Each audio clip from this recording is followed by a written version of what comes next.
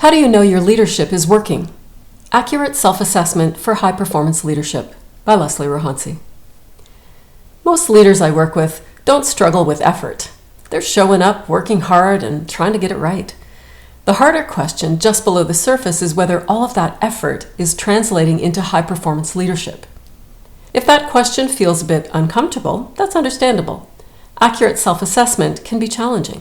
And as your leadership career moves up, signals get softer. People choose their words more carefully, and that makes it easy to fill in the gaps with our own assumptions. If things aren't falling apart, it must be working. If the team is delivering, leadership must be effective. If no one is pushing back, things must be aligned.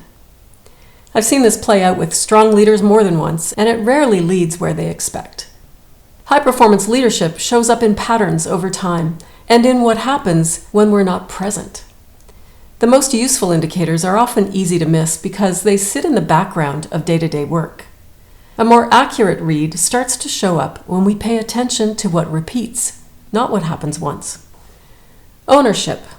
When something important is in motion, where does it land? Does it move forward through others or return to us?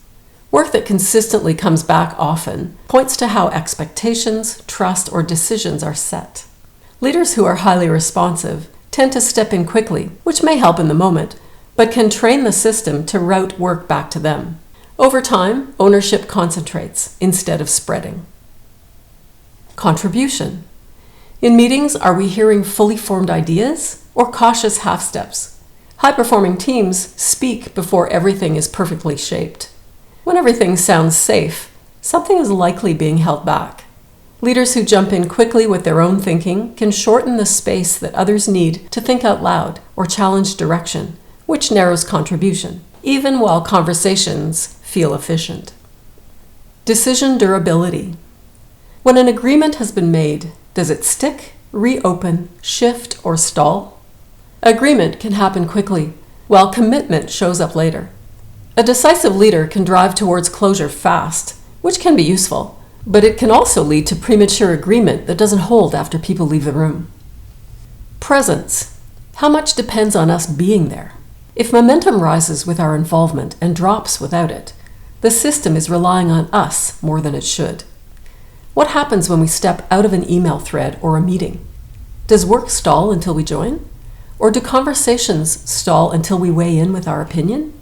High responsiveness amplifies this pattern by speeding up process when we engage and slowing it down when we step back, creating uneven momentum. If we watch closely, we start to notice patterns in how these signals show up in our everyday rhythm. And once those patterns become visible to us, we can't unsee them. A more interesting question then begins to emerge. How does my leadership style influence outcomes over time? That question keeps our development work grounded in curiosity, and it opens up a different way of looking at what's happening. If our impact is shaped by what others experience, rather than by what we intended, then a gap can open up. We may believe we're creating clarity while others feel pressure, or think we're being supportive while others experience us stepping in too quickly. And here's another angle worth paying attention to. Leadership is experienced over time through tone and timing. People learn how to respond to us based on repeated interactions, and those responses shape what becomes possible. When we look at it this way, our self-assessment becomes more accurate because intention shifts towards observable patterns instead of internal confidence. This is where experimentation becomes useful, because small adjustments create insights about what actually changes. Your coaching challenge. Choose one situation this week and run a small, deliberate experiment. Keep it simple so you can see what changes. In a meeting where you normally drive the conversation, hold your view for a few beats longer than usual. Then watch who steps in and what emerges before you speak.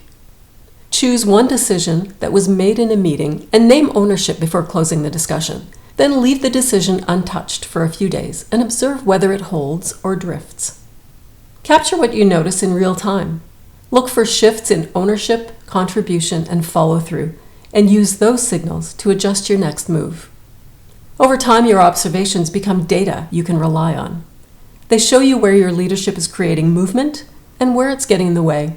That's the shift that sticks. If you're curious about how to evolve your leadership, reach out for a free exploratory executive coaching conversation at leslierohansi.com. Have a smooth day.